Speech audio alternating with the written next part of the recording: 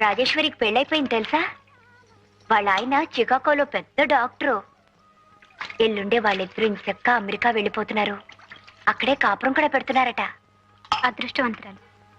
మరి నీకు కూడా అలా గొప్పింటి కోడలు అయిపోవాలని, మంచి మంచి చీరలు కట్టుకోవాలని, ఎంచక్క నగలు పెట్టుకోవాలని, దర్జాగా బ్రతకాలని లేదా? నా సంగతి ఎలా ఉన్నా నీకు అలాంటి గొప్ప సంబంధం చూద్దాం. ఘనంగా పెళ్లి చేద్దాం, సరేనా?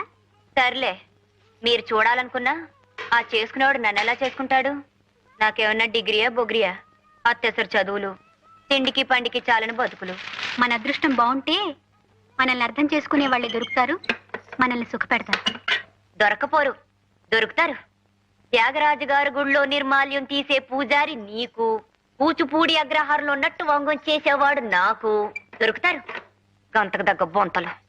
ఏమిటి ఇవాళ పెద్ద పెద్ద మాటలు మాట్లాడుతున్నావు?